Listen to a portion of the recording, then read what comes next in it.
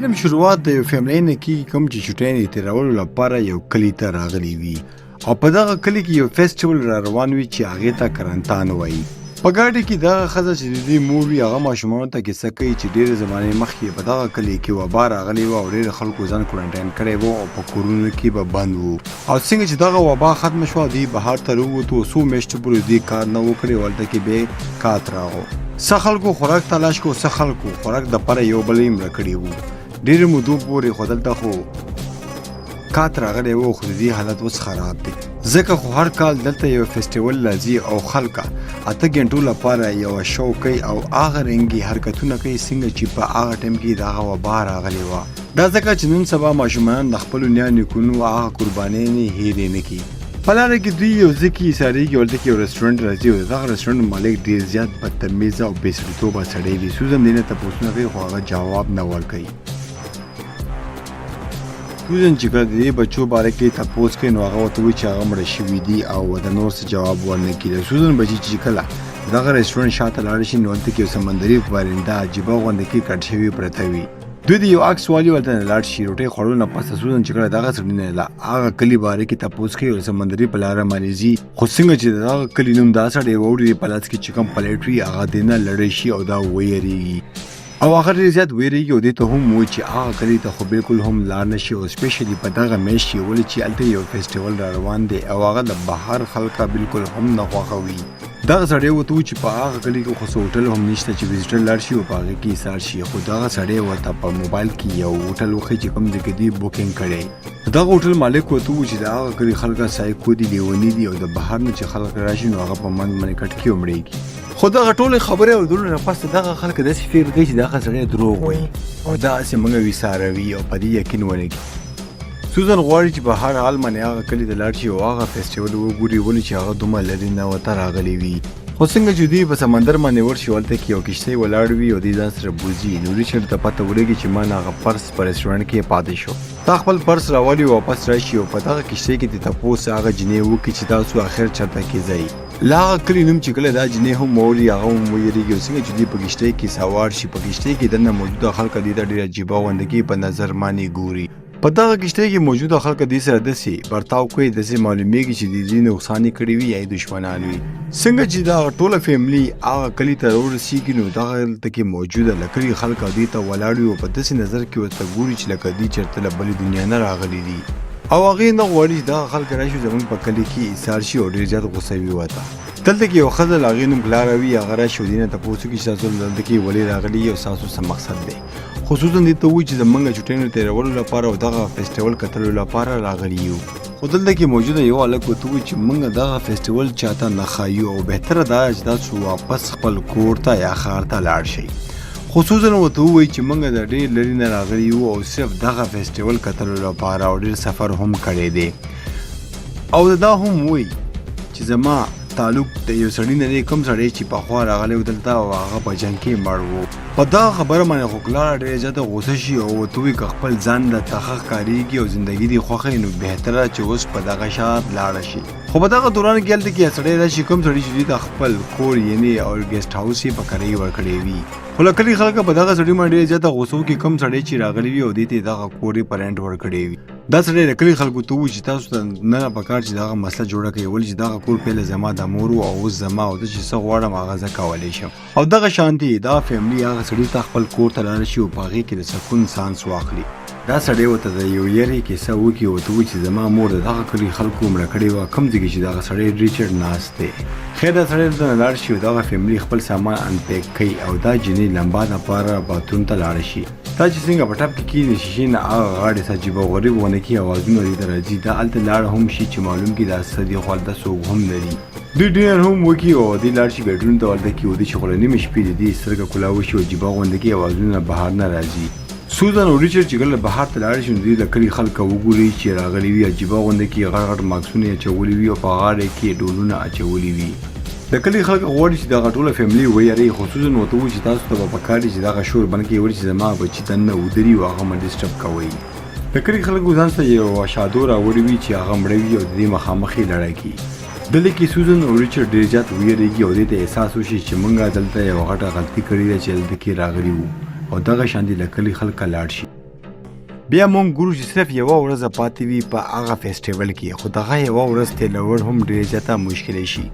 ولې چې د سوزن لور ته داسې معلومیږي چې په کمره کې ماته څوک ولاړ دی او هر ټایم ماته ګوري، او د دې شک ټیک هم وي، ولې چې په سی سی ټي وي کیمرې نه څوک دې ته ګوري او په دې معنی نظر یې خولی وي. ریچارډ د هر څه نه تنګ شي او بیا د هغه سړي کور ته لاړ شي کوم سړي چې د هغه کور ورکړی وي، او ورته د هغه شادو سر ورکړي کوم سر چې دوی ته بېګا خلکو ورکړی و، او ته له هغه شادو سر هم ولړی کړي. ریچارډ ورته ووایي چې په دغه کور کې ټایم تېرول ډېر زیات مشکله شو، داسې معلومیږي چې په موږ باندې چا نظر یې خوړی دی، او که دغه رنګه کیسه روانه وه نو زه چې کله واپس لاړ شم نو زه به ستا د کور باره کې نیګیټیو ریویو ورکړم او آینده لپاره به څوک هم ستا کور ته نه راځي. دا سړی ورته ووایي چې داسې مه کوه، زه ځم د کلي خلکو سره خبرې کوم. بیا موږ ګورو چې دغه فیملي په دغه کلي کې ګرځېږي او مختلف ځایونو کې عکسونه او تصویران جوړوي. سیند کټ کېږي او موږ ته هغه رسټورنټ ښایي چې څو ورځې پهله دوی دلته کې راغلي وو او ناشته یې کړې وه. څوک راغلي وي او د هغه رسټورنټ مالک او ښځه یې مړه کړې وي. بل خواته موږ ریچارډ ګورو چې هغه وګوري چې دغه کلي خلکو څلور تابوتونه یې د ښار نه راغوښتي وي. دا د کلي خلکو سره لپاره غوښتي وو، هغه خو موږ ته پته ونه لګي. بیا موږ هغه پولیس افیسر ګورو او هغه دغه کلي ته راشي. دغه کلي یو پولیس والا ته ووایي چې یوهان نوم یو سړي مړي کړي دي او ستاسو کلي ته راغلی او دلته کې پټ شوی دی، او هغه نور مړي هم کولی شي، نو بهتر دا ده چې هغه سړی په وخت باندې ګرفتار شي. بل خواته موږ له کلي خلکو ګورو چې هغه دغه فیسټیول ته ځان تیارولو والا وي. په دغه دوران کې پولیس والا راشي او دې نه یوهان نومي سړي تپوس وکړي او هغه ورته ووایي چې دلته کې راغلی دی او هغه به څوک مړ کړي. خو دلته کې موجوده یوه ښځه ډېره زیاته غوسه شي، ورته ووایي چې هغه سړی پرون دلته نه تللی دی او ورته دا هم خبردار وکړي چې آینده لپاره زموږ کلي ته را نه شي، ولې چې موږ د بهر سړی په خپل کلي کې نه پرېږدو او په موږ باندې د دغه ملک قانون هم نه لاګو کېږي. بیا سړی ورته ووایي چې صحیح دی زه خو به لاړ شم، خو نن نه پس د خپل ځان خپل حفاظت کوئ او پولیس به ستاسو ذمهوار نه وي. موږ دلته کې هغه یوه وګورو چې ولاړ وي. جیسیکا او لا غیرو یو رسټورنټ ته راشي او دلته کې هغه هلک موجود وي کوم چې وختي دوی ته ویلي وي چې موږ نه غواړو چې د بهر نه څوک زموږ کلي ته راشي. دغه هلک یو ځل بیا دوی ته ووایي چې تاسو یوه غټه غلطي کړې ده چې دغه کلي ته راغلي یي. خو دوی دواړه دې بلکل هم نه هېرېږي، ورته ووایي چې موږ به دلته نه ډېر ځل لاړ شو، زموږ مور دغه فضول شو کتلو لپاره ستاسو کلي ته راغلې ده. په دغه دوران کې یو سړی راشي او د جیسیکا رور د ګریوان ونیسي او بهر ته لړېږي او دوی هلته کې هغه تابوتونه وګوري کوم چې وختي دوی په کښتو کې کتلي وو چې دغه کلي ته راتلو. دغه خلکو څه عجیبه غونده کې شکلونه په مخونو باندې لګولي وي او دوی دواړه د ډېر زیات ویریږي. کله موږ ګورو چې د کلي خلکو ته هلته کې ولاړ وي او خبره کوي، ورته وایي چې دا به آخري ځل وي چې زه به په دغه ډرامې کې حصه اخلم او زه غواړم چې دغه کال عجیبه غونډه کې شیونه پکې وکړو. پیله خو به موږ د بهر نه انګریزان راوستو او په دغه ډرامې کې به موږ مړه کولو او د خپلو مشرانو اتماګانو ته به هم سکون ورکولو. دغه شانتي هغه ورځ راشي چې په کوم ورځ باندې کرنتان وي، له کلي خلکه یو ګراوند ته راشي او هلته کې په کرسو باندې کښېني. یو عجیبه غونډه کې سړی وي چې د لرګي ماکس یې چولی وي او ډرم وخي او دغه شو شروع کوي. بیا موږ د کور مالک ګورو چې راغلی وي او په لاس کې بسکټ نیولی وي او ورته وایي چې ما له کلي خلکو سره خبره وکړه او له کلي خلک خپله غواړي چې تاسو راشئ او په دغه ډرامې کې شرکت وکړئ او د کلي خلک غواړي چې تاسو هم راشئ او په دې کې موږ سره شریک شئ او دغه ډرامه وګورئ. دا خلک وایي چې موږ ډېر لرې نه راغلي وو او موږ نه غواړو چې ډېر ټایم دلته کې ضایع کړو، موږ غواړو چې دلته لاړ شو ولامبو او اخري ټایم کې راشو او دغه ډرامه په اخره کې وګورو. د کور مالک دلته کې هغه بسکټ کیږدي او لاړ شي. بل خواته موږ هغه شو هم ګورو چې چالو شوي وي او دوی دلته کې ګوري چې څنګه دغه وبا بیماري دې کلي ته راغلې وه. د کلي خلکو بیا خپل کورونو کې ځان کوارنټاین کړی و او د انګلینډ فوج دوی ته ویلي وو چې په کورونو نه بهر ته را نه شئ. دغه فوج دوی ته دوکه ورکړې وه او په میاشتو باندې دوی چې کورونو دننه وو د دې فصلونه بهر ته تباه شوي وو او دوی ته یې دروغ ویلي وو. څه خلکه په کورونو کې بند وو او د لوی له لاسې حالات خراب وو او څه خلکه بهر ته یو بل یې مړه کولو چې خوړلی وې. او کله چې دوی حالات ډېر زیات خراب شي نو دغه خلکه د کورونو نه بهر ته راشي او په یو بل باندې حملې وکړي، یو بل مړه کړي او هغه بیماری وبا ډېره متپیله ختمه شوې وه خو د انګریزانو فوجیانو دې ته خبر نه و ورکړی او دغه شانتې دوی بهر ته راشي او هلته کې یخني هم وي.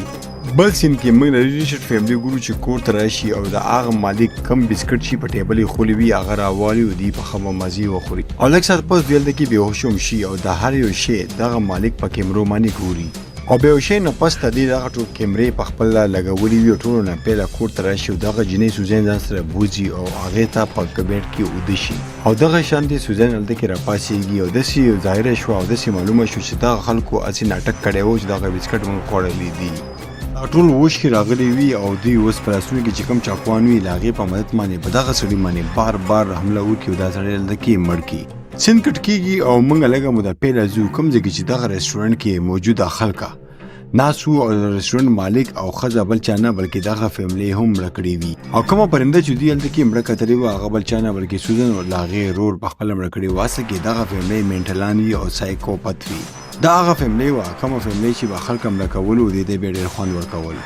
او خپله مزه یعنې د هغه مړي کولو له انجا کولو لپاره به دوی مختلفو کلو ته تلو او د هغه کلو ته به دوی زیات تلو کوم کلو سره به چې د دنیا نوره رابطه هم نه وه هغې نه پس دغه خلک څه هتیار ځان سره اخلي او دلته نه کورونه بهر ته راشي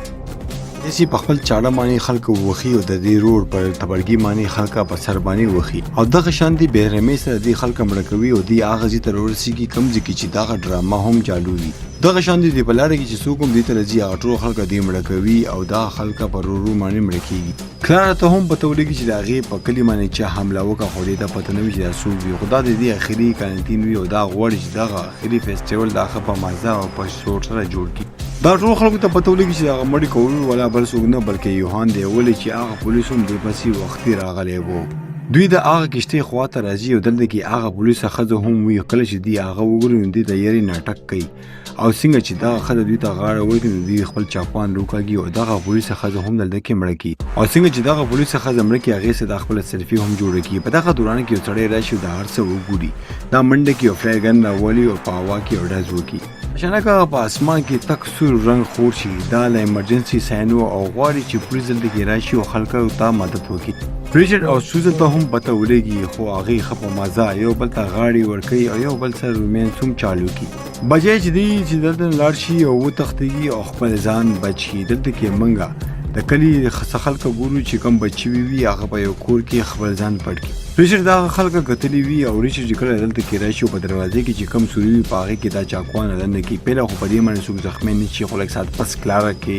دغه چاقو ورننوځي او هغه ډېر زیاته زخمي شي د کلي خلکو هم د کور دننه په دې باندې حمله وکړي او چاقو راشي ریچارډ په خوله کې ورننوځي خو ریچارډ داسې اکټینګ وکړي چې هغه بلکل هم خوږ شوی نه دی او خپل ځان ورته ونه ښیي د ریچارډ او خپل زوی په درمیان کې څه جنګ شي او دوی یو بل سره بحث شروع کړي خو ریچارډ خپل چاقو راوالي او خپل زوی په مرۍ کې ومنډي او خپل زوی په خپل لاسونو باندې مړ کړي سوزن چې کله خپل زوی او ریچارډ خپل زوی وګوري نو هغې ته بلکل هم احساس ورنه شي چې زما زوی مړ کېږي سوزن خپل خاوند ته پوښتنه کوي چې آخر ته ولې داسې مړ کول هغې بلکل هم پروا نه وي ریچارډ ورته وایي چې دا زموږ په لاره کې یاسې یو وکیل و ځکه خو ما دا مړ کو دا بېکاره سړی و سوزن هلته کې خپل پلار ته وایي چې پلار اوس لاړ شه ما ته یو بل ورور را پیدا کړه او دې نه داسې ظاهره شي چې دا د دې خپل زوی نه و بلکې کومې فیملۍ نه اخیستی و دغه ماشوم یې ځان سره غټ کړی و ځکه خو دوی دومره په ارام باندې مړ کړو هغې نه پس دغه فیملي هغه کور ته لاړ شي کوم کور کې چې دوی راغلي وي او اوسېږي دغه کور شاته له هغه مالک کور هم و کوم ځای کې چې دوی لاړ شي او لکه ډېرې زیاتې سی سی ټي وي کیمرا هم لګېدلې وي ریچارډ ته دلته څه خفیه لاره ښکاري چې هغه ډایرکټ د دې کور ته تللی وي او غواړي چې په دغه لاره باندې لاړ شي بل خواته موږ لاره ګورو چې هغه اوس هم غواړي چې دغه کرنټاین خپل سر ته ورسوي او دغه کرنټاین ختمولو لپاره غواړي چې دغه انګریزان مړه کړي ځکه خو خپل ملګري سره راغلي وي او لاس کې ټوپک وي دلته کې دغه سوزن وګوري سوزن ورته ځان نه معصومه جوړه کړي او ورته ووایي چې دغه د کور مالک قاتل دی او هغې زما پلار او زما ورور هم مړ کړو او اوس هغه ما پسې زما مور پسې هم شوی دی دا خبره چې کوم دا سړی واوري نو هغې ډېر زیات ویرېږي او دې ښځې ته و چې مه کوه په دغه کور کې سړی پسې ګرځېږي خو کلاره ته داسې معلومیږي چې دغه جنۍ ماته دروغ وایي او دغه هم قاتله ده جیسي خپل معصوم خبرو کې دغه ښځه په خپل چال کې راګیرې کړي چې موږ سره نږدې په دغه دوران کې د دې مور هم راشي او دوی دواړه یو بل ته غاړه ورکړي او دوی ډېر ښه ایکټینګ او ډرامه کوي بل خواته موږ هغه سړی وګورو چې هغه کمرې ته لاړ شي په کمې کمرې کې چې دوی د کور مالک مړ کړی وي او هلته کې یې ویښولی وي خو کله چې دا له هغه سړي جسم وګوري نو هغې ته پته ولګي چې دغه فیملي ده چې موږ نه بېوقوفه سازئ بلې کمرې ته چې دا راشي نو هلته کې ریچارډ وګوري چې هغه مړ پروت وي خو دا مړ نه وي بلکې صرف او صرف ډرامه کوي خو څنګه چې دا نږدې ریچارډ راشي او هغه چیک کوي ریچارډ پرې راپاڅېږي او په چاړې باندې دې ته په مرۍ باندې غوځارو کې خو په اخري ټایم کې دغه سړی یو ډز وکړي او ریچارډ په لاس باندې ولګي او د دې ثابت لاس د جسم نه جدا شي په اخر کې دوی خپل ډرامه ختموي او ریچارډ لاندې راشي او کلاره ته ووایي چې دغه ټول کلي کې قتل او غارت کول ولا نور څوک نه بلکې زما او فیملي ده کلاره چې څنګه غوسه شي او چاقو راخلي او دغه فیملي باندې اټیک کوي نو شاته نه څوک راشي او په دې باندې ډز وکړي او د دې سر والوځي او دغه پولیس ته داسې ظاهره شو چې دغه خلک مړه کولو لپاره کلاره دلته کې راغلي او هر څه کولو نه پس ته هم دغه فیملي بچ شي بل خو ته مو یوهان ګورو چې هغه سکړی هم نوي او پولیس دا په خپل ځان سره چولې وی او په اخر کې دلته کې شوټ کی ریچارډ او لاغي فیملی دلته کې اخري خندا وکي او دلته نه خب عزت لاړ شي